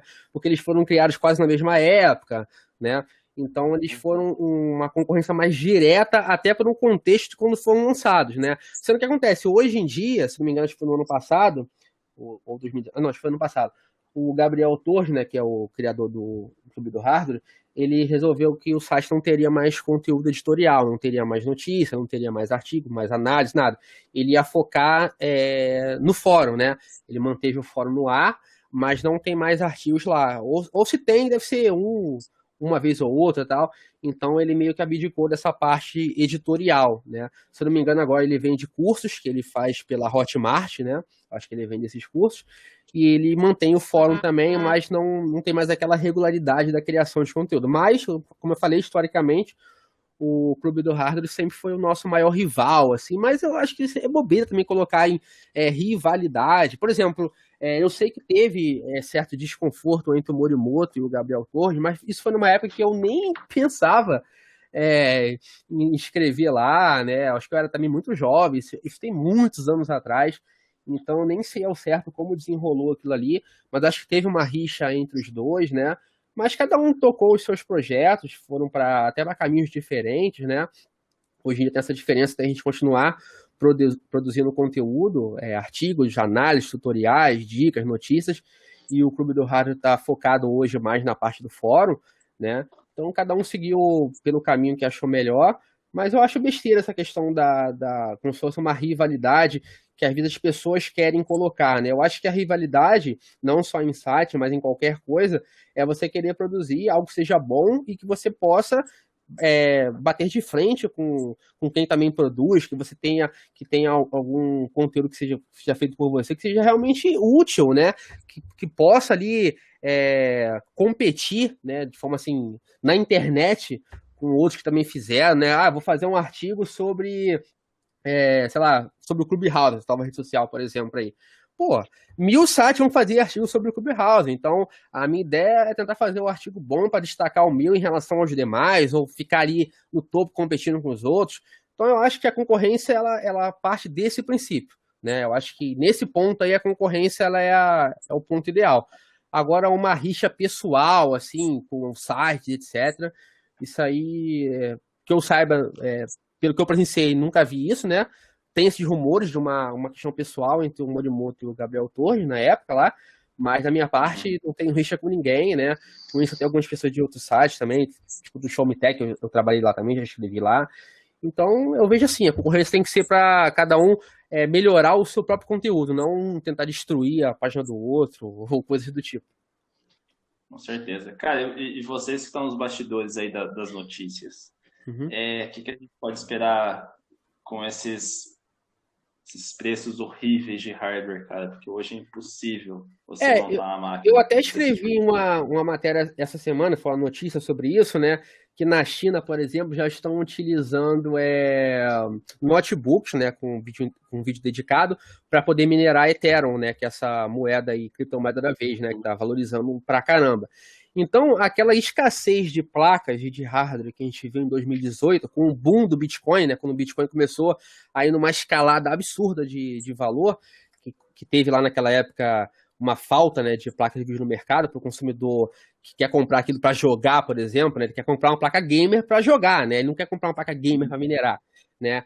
Aquele mesmo cenário está sendo meio que repetido hoje, sendo que tem um agravante, né? Nós estamos aí ainda numa pandemia desenrolando, ainda não acabou a pandemia, né?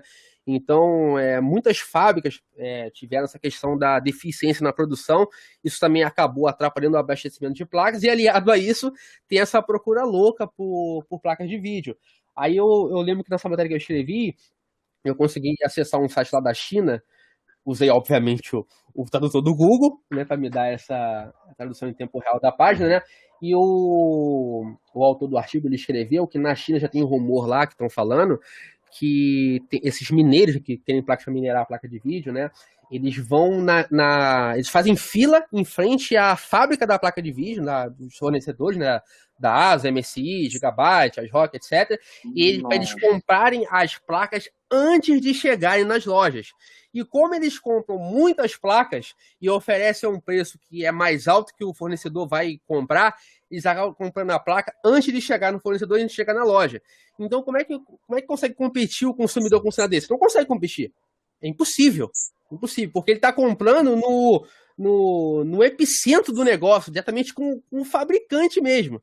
Então, essa competição desleal aí contra o consumidor que quer só jogar, eu acho complicado. Mas, ao mesmo tempo, eu acho que se você comprou algo de forma legal, né, se você pagou aquilo ali de forma totalmente legal, você pode usar para o que você quiser, a finalidade que você quiser aplicar para o produto. Agora, eu acho ruim essa questão dos caras terem essa vantagem de acabarem comprando as placas diretamente com a fábrica. O consumidor final não vai poder fazer isso. Ele vai comprar com um lojista convencional. Então, ele já vai chegar na desvantagem, né? Porque a placa talvez nem vai chegar numa quantidade mínima para a loja. E, infelizmente, em 2021, esse cenário não vai mudar muito. Eu cheguei a conversar com um fornecedor aqui do Brasil que importa, né, placas para o Brasil. E ele falou que a tendência, cara, é que isso fique o 2021, assim...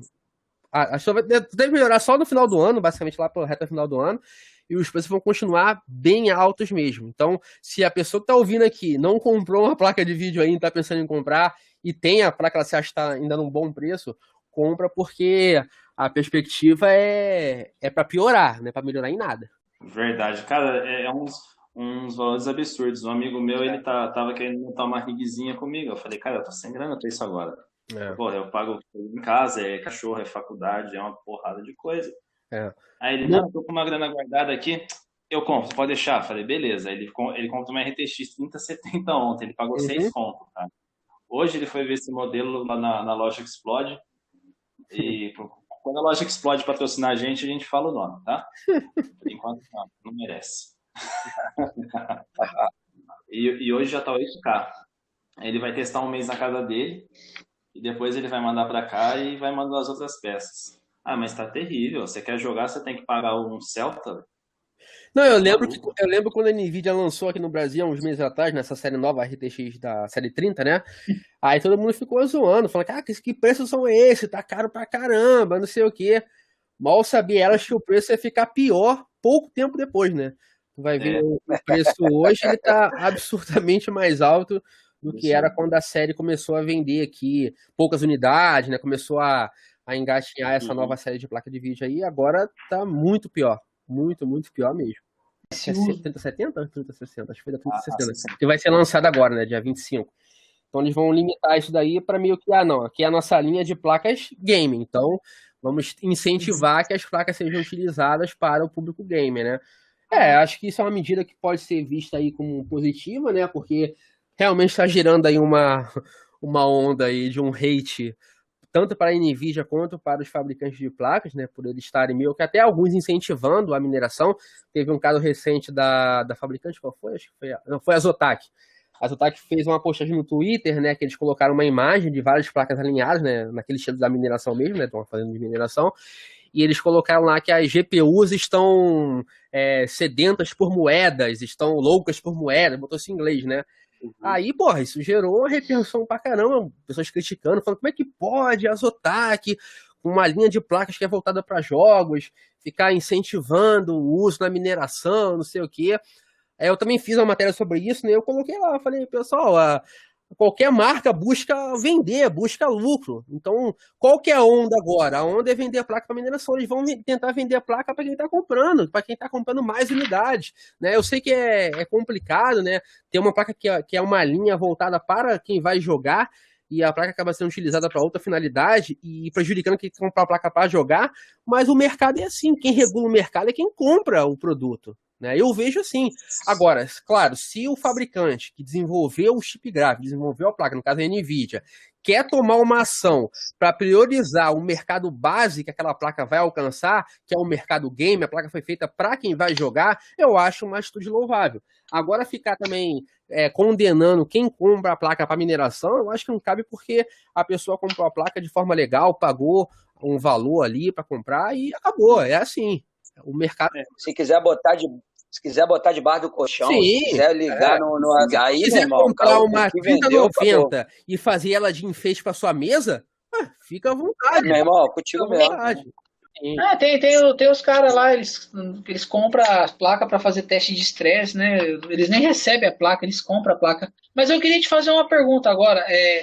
Você que está mais nessa parte aí de jornalismo e tal, talvez você não saiba responder diretamente, mas você não acha às vezes que essa ânsia por esse monte de placa minerando pode acabar até saturando e despencando o valor às vezes dessas criptomoedas e causando aí, sei lá, a começar a mineração sobrar placa aí para o cara começar a vender placa usada a preço baixo gigantesco, também? né?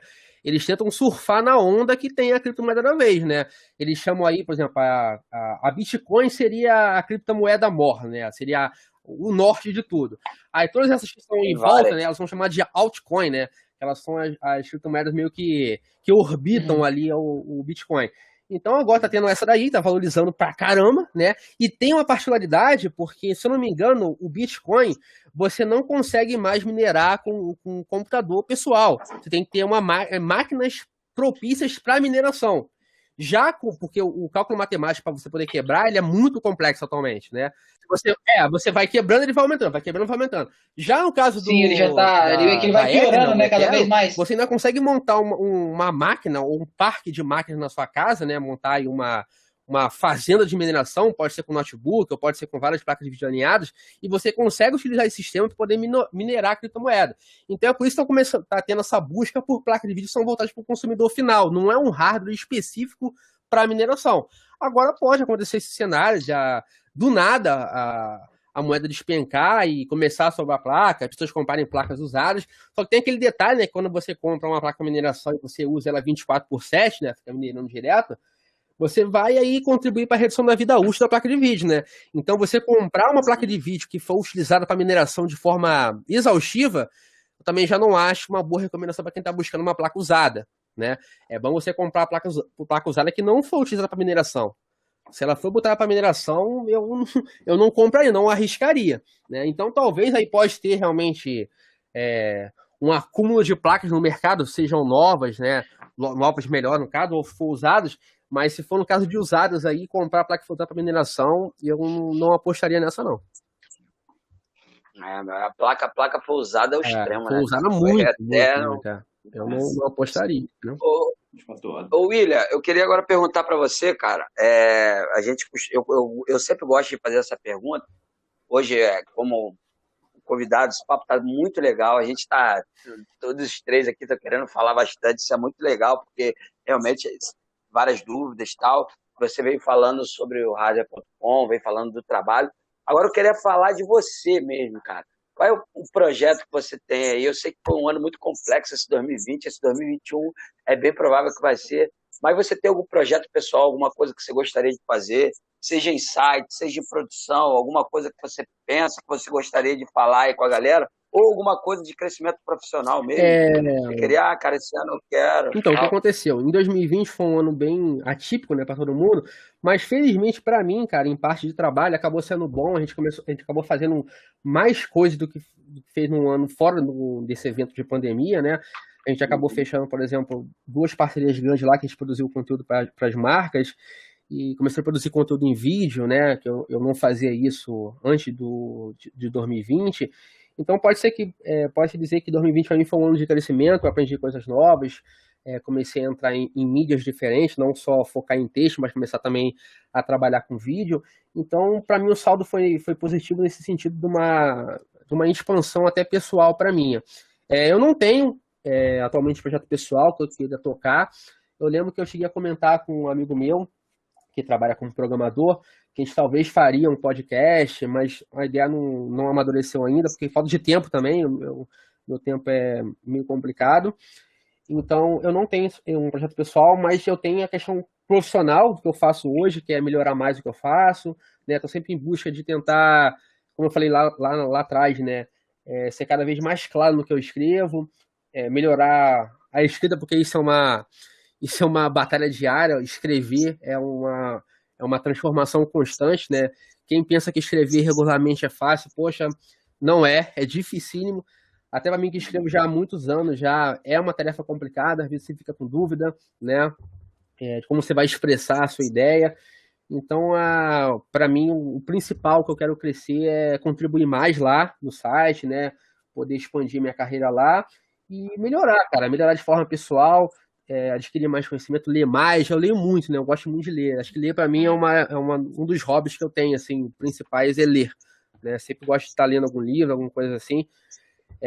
Então, eu quero consumir mais, cara. Quero consumir mais conteúdo, quero aprender mais, quero trocar mais experiências. Por exemplo, tá batendo esse papo aqui é bem legal, porque é um bate-papo com pessoas que estão mencionando a área de tecnologia, então estão alinhados no mesmo assunto. Então, eu quero isso, cara. Eu quero expandir, quero melhorar, quero crescer, né? Assim como qualquer um. Claro que para você crescer, né? Tem aquele clichê que fala, né, que sucesso só vem antes do trabalho, no dicionário, mas assim, né? Dicionário. Então tem que trabalhar, tem que perseverar e continuar em frente, né? Acho que a palavra da vez sempre vai ser, assim, na minha opinião, a resiliência, você conseguir seguir em frente no meio das adversidades. Tem um livro que eu gosto muito, que é de um autor chamado Jordan Peterson, que ele tem um livro, acho que é 12 lições para a vida, uma coisa assim, que ele fala lá que um dos sentidos para a vida, assim, um dos mandamentos que ele pode colocar para você viver bem é você saber equilibrar a ordem com o caos, né? Você nunca vai conseguir viver numa ordem extrema, você nunca vai conseguir ter um cenário o mais adequado possível que você queira, né? Porque a adversidade vai te encontrar, você querendo ou não, né? As coisas ruins vão vir até você buscando ou não, então você vai se deparar com elas.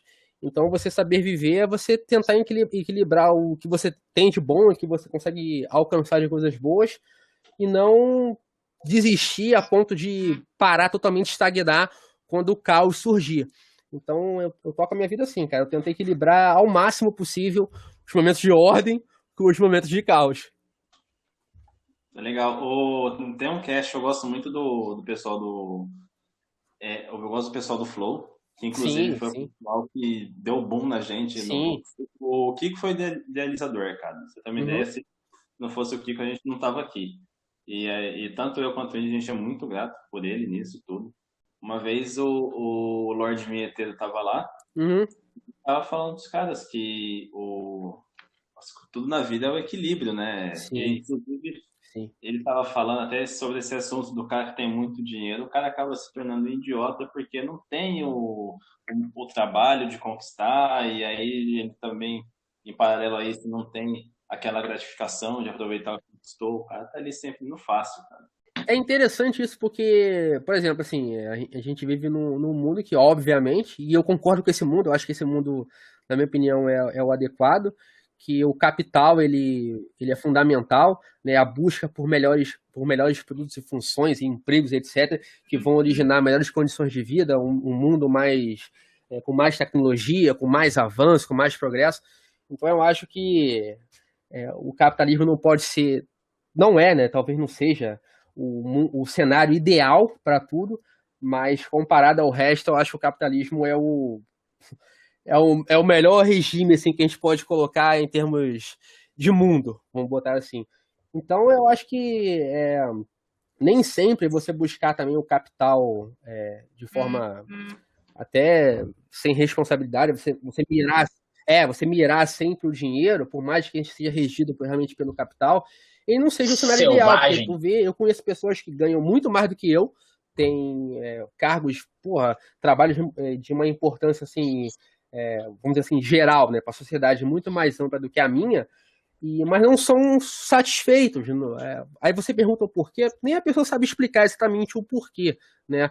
Talvez tenha cursado algo que não curtia, mas porque aquilo ali podia gerar um valor legal na frente, ou porque aquilo ali tem um status para a sociedade, mas não tem um status pessoal para você.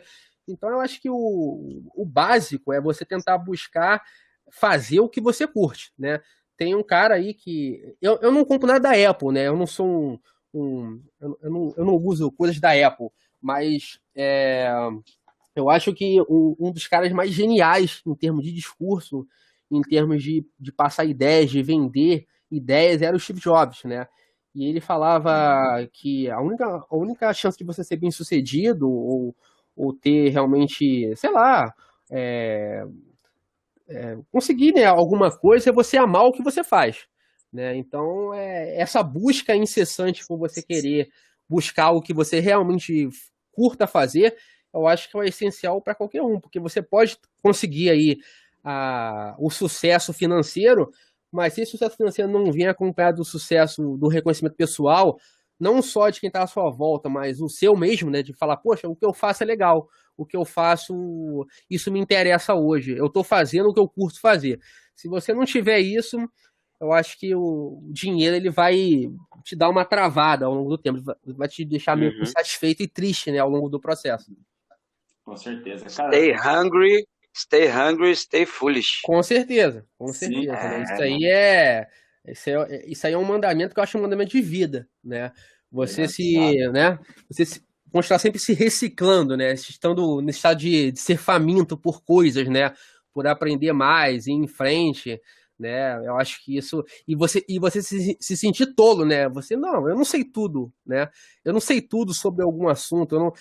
O que eu vejo muito hoje é que as pessoas querem dar opinião sobre qualquer tema, né? Eu não vou opinar sobre algo que eu não tenho o mínimo de base para falar, né? É um pecado você dizer, um pecado você dizer eu não sei, parece que é um crime. E o não sei é a porta de entrada para o conhecimento. Você dizer que você não sabe algo é o que vai te dar o norte, a luz para você conseguir aquilo ali. Isso pode até parecer papo de coach, né? Eu abomino coach, eu não gosto de coach. Mas, não, sério, não curto. Ainda mais se for aquele tal de coach quântico, que é uma categoria também. Os caras são... Depois procure coach quântico. Se reconhecer como tolo e buscar a sua renovação, a sua reciclagem, transformação constante, isso tinha que ser um mandamento de vida de qualquer pessoa, cara. Porque quando você se sente no topo de algo, a vida te mostra que você ainda não está lá. Vamos te derrubar um pouquinho aqui para você ver realmente tomar o choque de realidade, né? E o choque de realidade costuma ser forte, hein? É verdade. Cara, você estava falando que você não compra Apple. Não. O que você está achando desse M1 que parece que veio com uma proposta e está entregando o que prometeu? Então, e dar uma volta no CISC aí, meter cara, essa pergunta é interessantíssima, porque eu não compro Apple, mas eu vejo na Apple a capacidade suprema de chacoalhar um mercado em qualquer coisa que ela se meta a fazer. Ela tem esse poder pela questão do dinheiro em caixa que ela tem. A empresa aí é a segunda ou a primeira mais valiosa do mundo na atualidade, né? Acho que é a primeira ainda. Acho que é a primeira. E ela tem essa questão, né, dela ter uma base muito forte de usuários, cara. Ela tem um público que é meio que um evangelista da Apple, né? O cara, ele endeusa a empresa, né? Eu não gosto disso, mas eu entendo que isso para a empresa é a coisa mais valiosa que tem. É você ter uma base muito fiel, muito sólida, né? Construída isso aí ao longo da William, sem querer te cortar muito, só para você entender, eu sei exatamente o seu pensamento. A Apple, ela no mercado, foi informação que eu peguei há pouco tempo, a Apple no mercado, ela tem 30% todos dos celulares do mundo, tá ligado? Uma média de 30%. Muita coisa. Só que o faturamento da Apple é 60% do mercado. Sim. Vocês conseguiram sacar? Sim. Ela tem 30%, mas ela fatura 60%. Cara, como que você pode ficar com raiva de uma empresa dessa? Como é que você... Vai, Não, pode seguir aí, cara. aquelas discussões de fanboy, né? O cara que não curte Apple, aí o cara que, eu vou brigar porque ele compra Apple. Acho que isso são tudo babaquices, entendeu? Eu acho que fanboy é uma coisa totalmente abominável. Eu tenho até um texto no site, que é um texto que eu mais me orgulho de ter escrito, que é o título é Não Seja Fanboy. Não seja fanboy de nada, compre o que você acha que é o melhor, não por uma adoração maluca por uma marca ou produto, compre o que você acha que é bom, né? E a Apple faz bons produtos, cara, isso é inegável. A Apple Inegável. tem um toque de design, né? Ela tem uma apresentação do produto que é muito boa. Ela, entendeu? É uma empresa lendária. E no caso do M1, cara, eu acho que o M1 tem essa capacidade, falando aí dessa família essa arquitetura ARM, né? Ela tem essa capacidade de poder bater de frente com o x86, cara. A Apple tem esse potencial, cara. A Apple tem esse poder de conseguir realmente lançar um produto com uma base que ela já tem tanto de usuários, como também do próprio sistema operacional dela, né? Que ela vai conseguir, cara, bater de frente com a Intel, bater de frente, não vou dizer bater de frente com o Windows no número de usuários, né? Mas conseguir entregar, cara, um produto bem acabado, que seja funcional para quem comprar aquilo ali. Né? Tu vê, por exemplo, eu estava vendo isso ontem, anteontem, que o Chrome OS, ele passou o Mac OS e agora é o segundo sistema operacional mais alto do mundo. Vem o Windows e depois vem o Chrome OS, né? Cara, talvez se o M1 fizer sucesso, o próprio Google veja que seja interessante criar também, investir ainda mais na plataforma. Não ficar focado no Chrome OS em ser utilizado só no ramo escolar, ou ter só uma operação só na nuvem, né? Isso é um sistema muito limitado em algumas coisas, mas investir realmente forte, cara. Investir forte e brigar, assim, de forma, pesada contra a Microsoft, pesada contra a Intel. Então eu acho que o M1 ele pode dar uma chacoalhada aí muito brutal no mercado. Muito. E a Apple tem esse potencial. Poucas empresas têm esse potencial de fazer isso. A Apple tem esse potencial, tanto financeiro, como também de força, de mercado, para poder fazer isso. E eles integraram placa de vídeo, processador e memória no mesmo chip. Fala, velho. Por exemplo, recentemente o CEO da Volkswagen falou: nós não temos medo do Apple Car, né? Porque a Apple vai lançar o carro dela, né? Eu acho essa declaração mentirosa, porque eu acho que ele tem muito medo da Apple lançar um carro. Tá se cagando, tá se cagando. Muito medo da Apple lançar um carro. Tá se cagando. Porque o esquema vai ser basicamente, a Apple vai levar para a indústria automobilística o mesmo modelo que ela aplica na indústria de computadores e smartphones. Ela vai projetar design, ela vai projetar, no caso, o chip, o design do chip, e quem vai fabricar vai ser uma outra empresa. Por exemplo, quem fabrica o chip da Apple de celulares é a TSMC, né?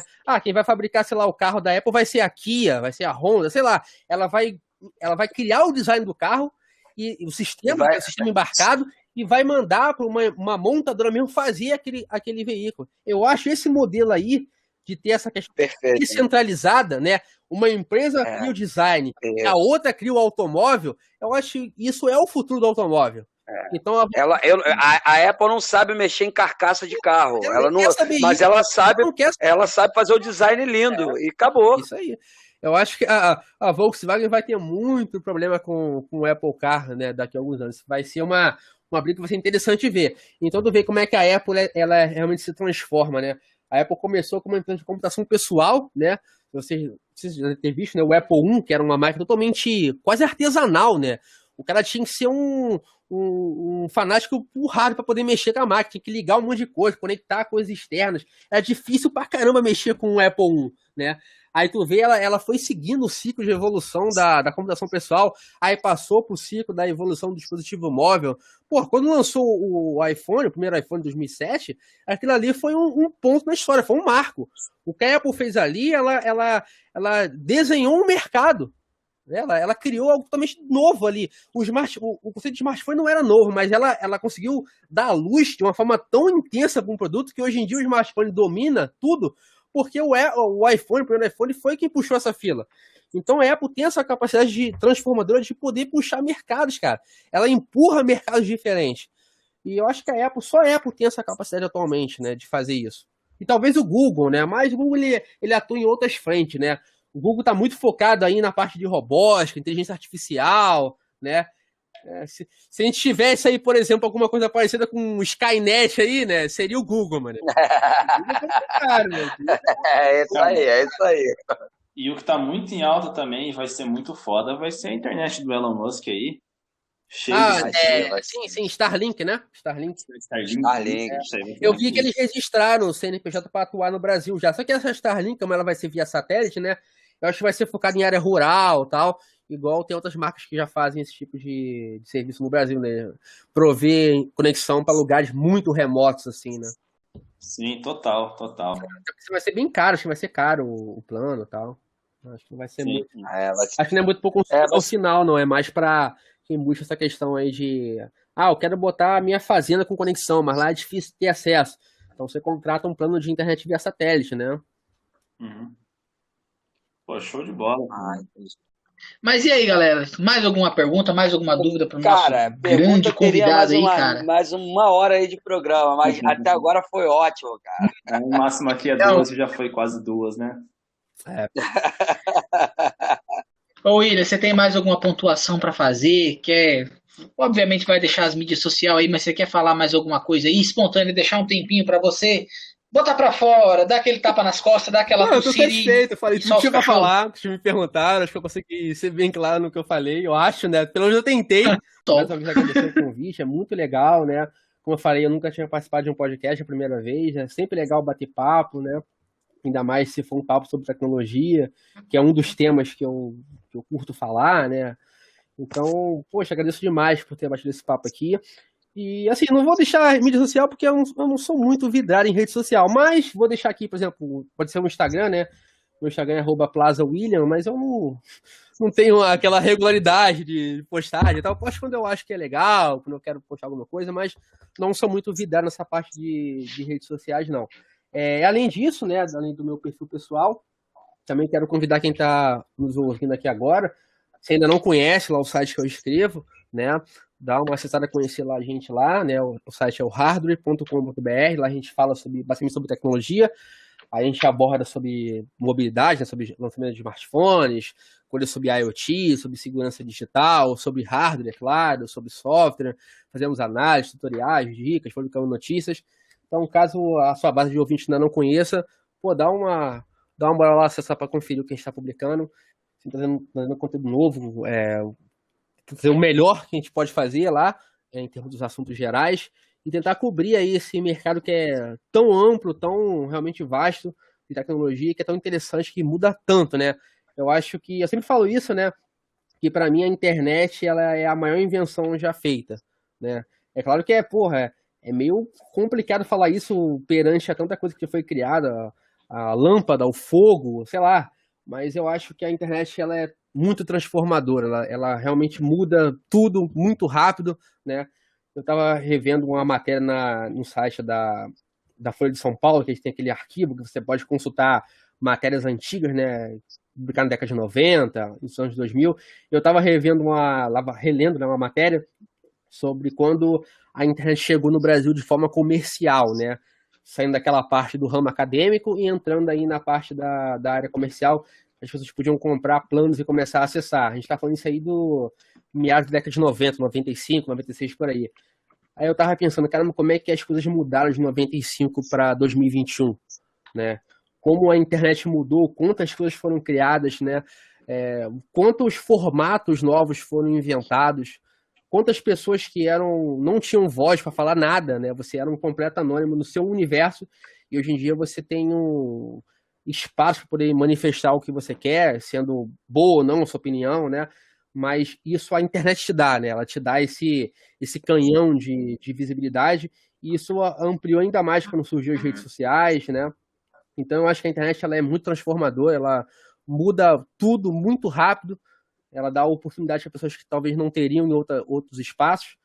Então é muito legal bater esse papo e utilizando aí no caso a internet, né, como esse meio que liga eu de um lugar, vocês de outro e que faz que isso aconteça. Então acho que a mensagem que eu posso deixar aqui é essa minha adoração pela internet, porque é nela que eu trabalho, é nela que eu estou, é nela que eu consulto, é nela que eu busco conhecer coisas novas. Então, eu deixaria como mensagem final isso. Adore a internet, porque a internet é muito boa. Ela tem os seus pontos negativos, mas o negativo não vem da plataforma, o negativo vem de quem acessa, né? Eu nunca condeno a plataforma ou o dispositivo. Usuário, quem faz o uso de alguma coisa é o usuário. Então vamos focar mais em jogar a responsabilidade sobre usuários do que sobre plataformas, né? Cara, foi uma honra conversar com você, William. Muito obrigado de verdade, cara. Obrigado, pessoal. Graças à internet a gente tem essa ferramenta maravilhosa que mudou o mundo para tudo, entendeu? Hoje você não vê o mundo sem a internet. Eu quero que vocês que escutam a gente estejam ligados aí no hardware.com.br, entendeu? Lá tem notícias, tem os textos do William Rezende, notícias sobre hardware, tecnologia, games, ficha técnica, e tem um fórum que é de tirar o fôlego, cara. Você tem alguma dúvida, alguma coisa, dá uma pesquisadinha. Se você não encontrar nada, cara, posta sua dúvida lá. Lá o pessoal tem compromisso em resolver seu problema, entendeu? Não sai jogando em qualquer lugar, não. Vai ter muito Zé Ruela que vai pegar e vai mandar você botar um SSD. Lá no fórum os caras vão tratar sua pergunta de forma correta, certo? Tem o Insta deles também, lá do Hardware com BR, tá? Eles estão desde 1999 na rede aí, levando entretenimento não, levando conhecimento, na verdade, né? Conhecimento sobre as áreas pra gente aí.